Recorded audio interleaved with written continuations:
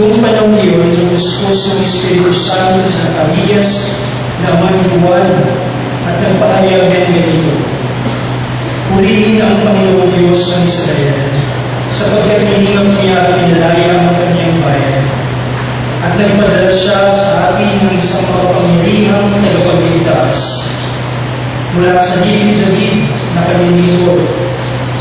Pinangako niya sa pamamagitan ng kanyang mga banal na propeta ng una na ililigtas na tayo sa ating mga kaaway at sa kamay ng lahat ng napupunod sa atin. Pinangako rin niya na makakabagal ang ating mga magulang at aalalahanin ang kanyang banal na tipan. Iyan ang sumpang binitawan niya sa ating mga si Abraham na ililigtas tayo sa ating mga kaaway upang walang takot na makasamba sa Kanya at maging banal at patuwid sa Kanyang paningin habang tayo buhay. Ikaw naman na itatawagin propeta ng kataas-taasan sapagkat mauuna ka sa Panginoon upang ihanda ang Kanyang mga daraanan at ituro sa Kanyang bayan ang landas ng kaligtasan, ang pagtawaran ng kanilang mga kasalanan. Sapagkat upang mabagin ang ating Diyos, bubukang iwayway sa atin ang araw ng kaligtasan upang magbigay liwanag sa mga nasa kadiliman at nasa gilid ng kamatayan at patubayan tayo tungo sa daan ng kapayapaan. Mga kapatid, ang mabuting balita ng ating Panginoon.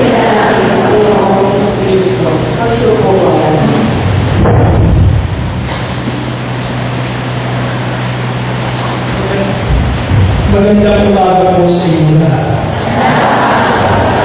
Mahirap pa naman mag-uwi dito kasi kailangan nyo. Sa mga nagdududa, pinagdadasan po kayo, naniwala po kayo, kahit po ako. Ako po si Father Roberto of the Diocese of Cubao. Currently, I am appointed as the Assistant Parish Priest of the Our Lady Perpetual Health in 13th Avenue, Cubao, Quezon City. Sino po ba sa inyo ang nakakumpleto na ng simbang gabi pwede mo ang taas na kamay? Palakpakan po natin ang mga nakakumpleto. Ang susunod ko po pagkataon nito, bakit nais ninyong makumpleto ang simbang gabi? Bakit? At madalas ang kasagutan, Father, kasi may wish ko ako.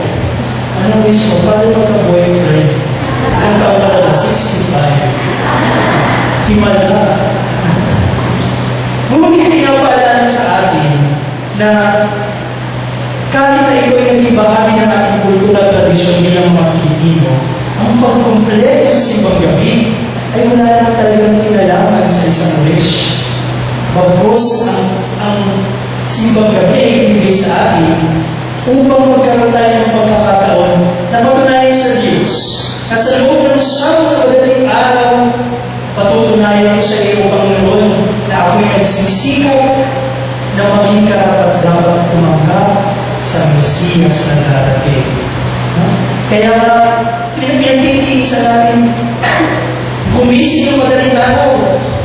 Maraming bagay na nalilimutan sa gabi. Matutulog ako ng maaga ngayon. Hindi mo na ako matulog ng budoy.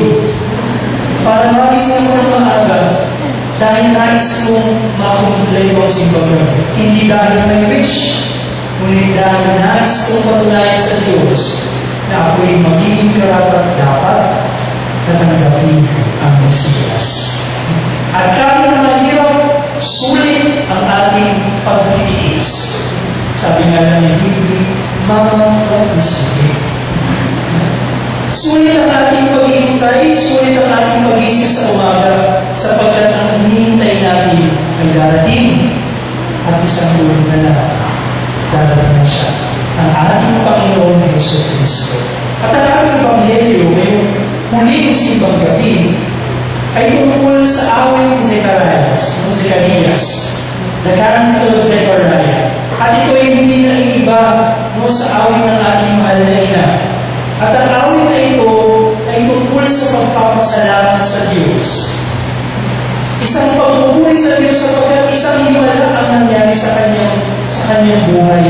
Katulad na nangyari sa ating mahal na ina, isang himala ang nangyari. Anong himala ito? Ang kanyang asawa si Isabel, sa kanyang matandang edad, ay nagbuntis pa. Ngayon pag nangyari yun, laman ka ng balita. Laman ka ng balita. Isang himala na nangyari sa kanyang buhay. At ito rin yung mensahe sa ating ngayong huling araw ng Simbang Gabi. Isang himala. Ngayon kung titignan mo yung katabi mo, tingnan mo, ako ba katabi mo?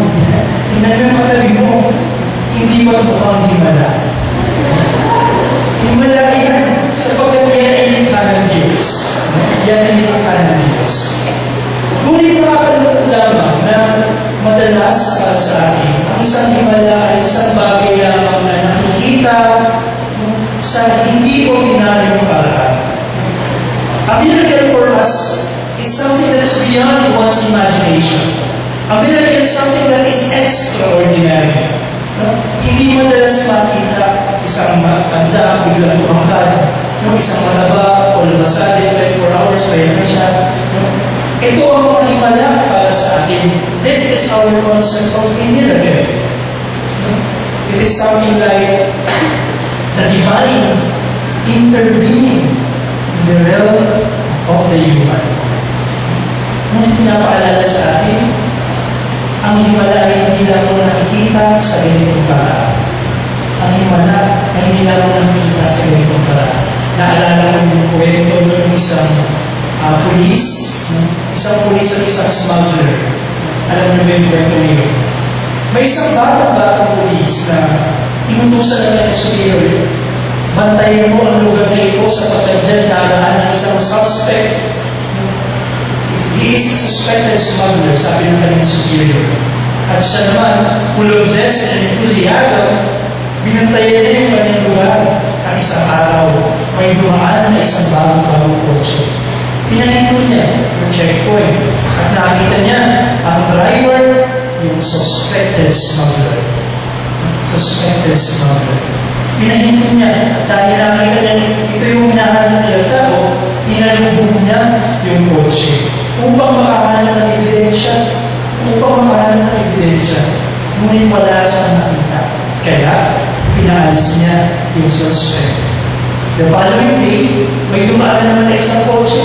Pinahinto niya at nakita niya ang driver, yung suspect. Kaya hinalubog na naman niya yung kotse at nakahanap siya ng ebidensya na ito ang isang smuggler. Ngunit wala naman siyang nakita. At again, pinaalis na naman niya. The following days, the following weeks, the following months, araw-araw, may narating na sakyan, pahihintuin, ahalubugin, ngunit wala siyang makikita ebidensya. At isang araw na balitaan na nahuli na ang suspect nito. Nahuli na ang suspect nito. At siya nagulat, sabi niya, ibantay naman ako ah. Parang yung baka sa commercial, hindi ko naman ako ah. Pero hindi niya nahuli, kaya tinawagan niya yung kanyang superior. Sabi niya, sir, bakit gano'n? Ginawa ko naman na makakaya ko. Araw-araw tumadaan siya, pero wala naman ako nakita ebidensya. At ang sabi ng kanyang superior, kasi ang suspect na iyo ay smuggler ng kotse. Hindi ba talaga sa rin yung pag-uugali na mayroon tayo sa ating buhay? Naghahanap tayo ng mga himala sa ating buhay. May nalalagat ang kapasuhan, marami sa atin, maraming hindi sa Diyos. Panginoon, nahingin naman ng ganito. Panginoon, pagkalubog naman ito. Mga malalaking bagay na magsisilbing ebidensya na nagkakaroon ng himala sa buhay ng isang tao. Ngunit hindi ba't araw-araw may himalang nangyayari sa atin? Hindi ba't kanina umaga pag-isip ninyo kahit nakikipaglaban na sa alarm ako sa cellphone mo? Kahit na isang mata ko na nakikipagpag na naligo o baka hindi naman naligo.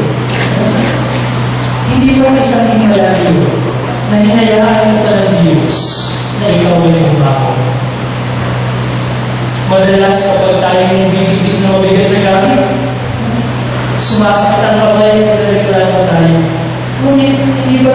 himala na mayroon tayong mga kamay na kayang gumawa ng maraming bagay. Kapag kailangan maglalakad ng malayo, tayo nagre-reklamo.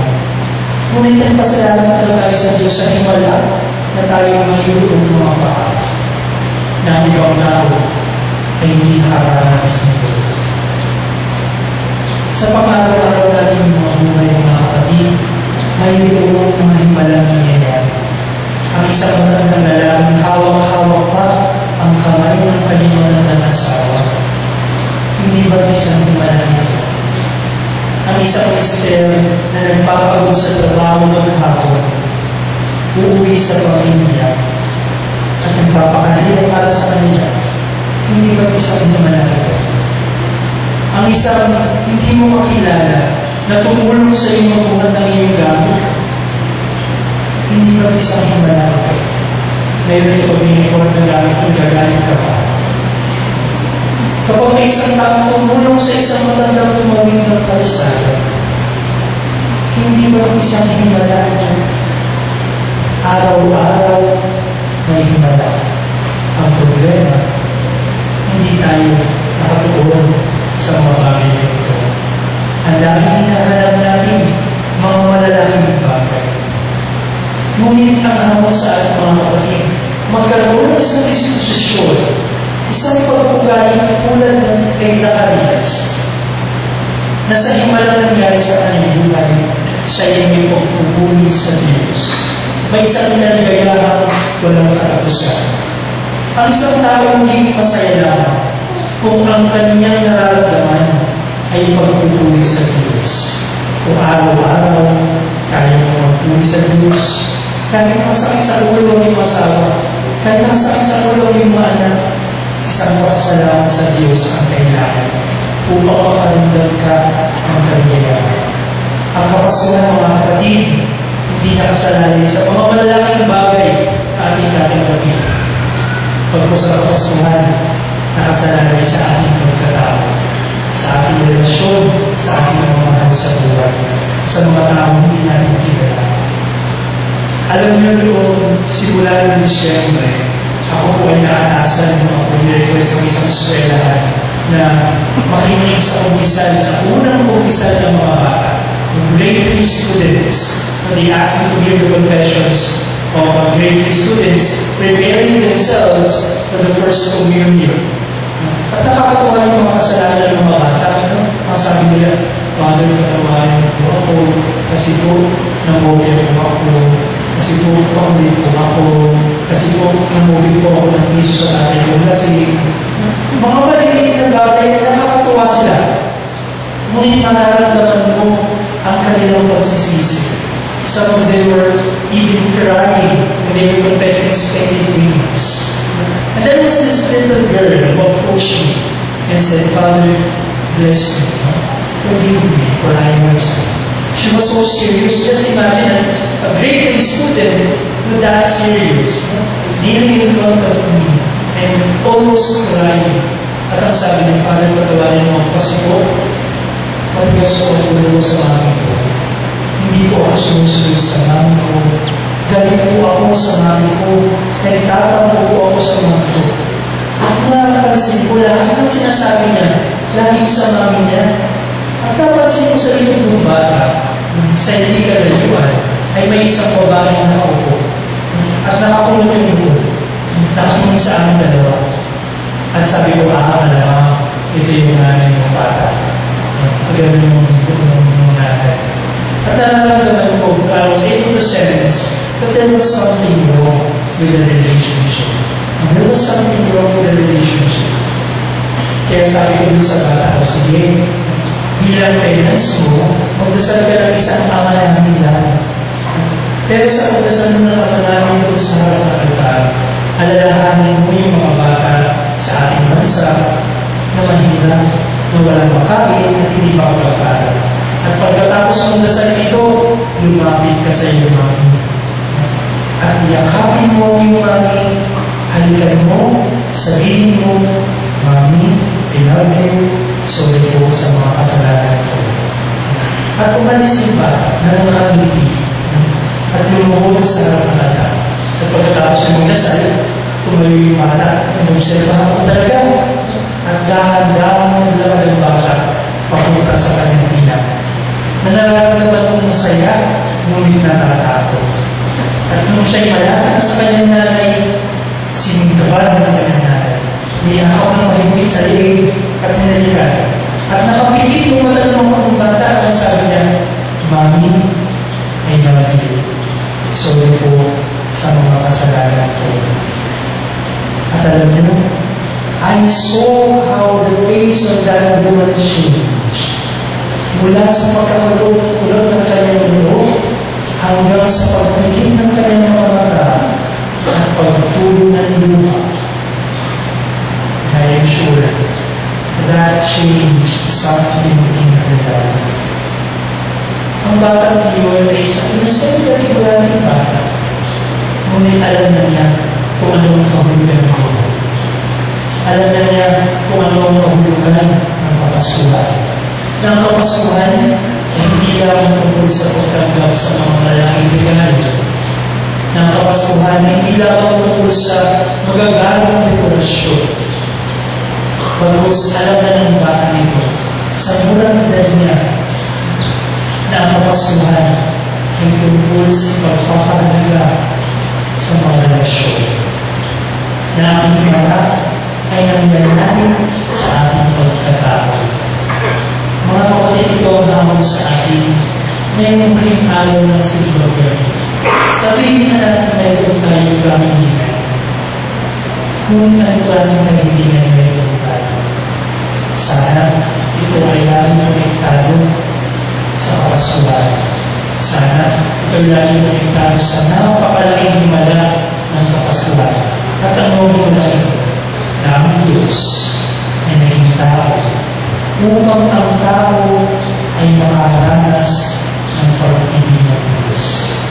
Isang napakagandang relasyon